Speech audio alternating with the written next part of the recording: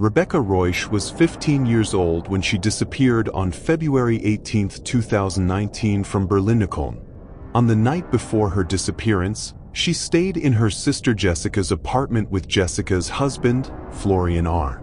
Rebecca was described as a typical teenager, attending school, having friends, and being part of a loving, but complicated, family structure. On the morning of February 18th, Jessica and her daughter left the apartment to go to work, leaving Rebecca and her brother-in-law, Florian, alone in the home. Investigators later found that Rebecca's phone last connected to her sister's Wi-Fi at about 7:46 a.m., and after that, there is no confirmed trace of her. By that afternoon, her family raised the alarm when she did not arrive at school or respond to calls. Rebecca's disappearance quickly prompted a large-scale missing person investigation.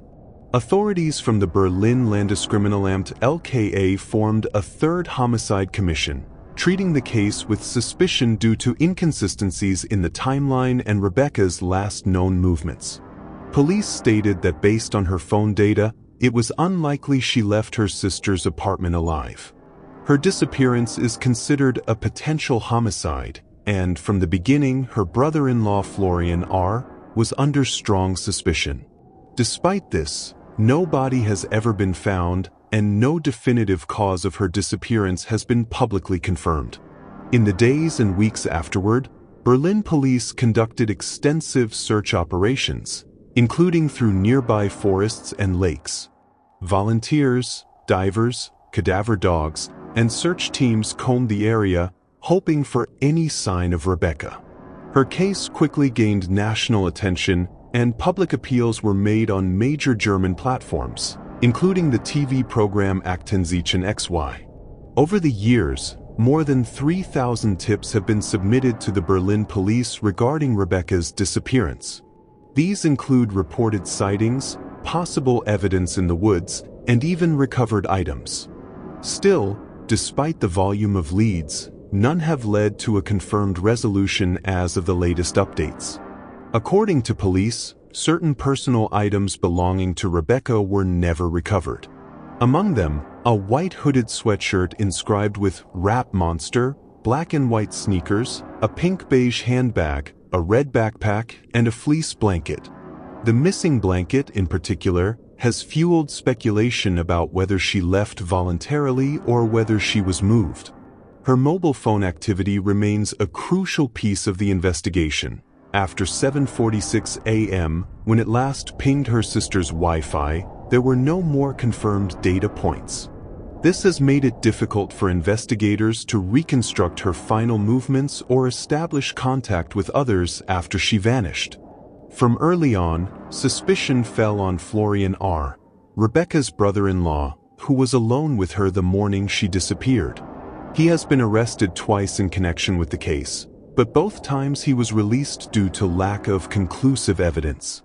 Florian has consistently denied any wrongdoing. Police have stated that they believe Rebecca did not leave the apartment alive.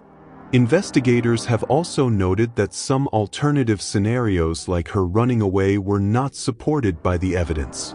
Meanwhile, Florian maintains that he is innocent, and the family's public statements reflect this ambiguity. In recent years, renewed investigations have reignited public interest in Rebecca's case. Prosecutors and the Berlin LKA re-examined old leads and reopened parts of the case, including a property in Brandenburg linked to Florian's grandparents. In 2025, police searched a wooded plot that once belonged to Florian's grandparents for potential evidence.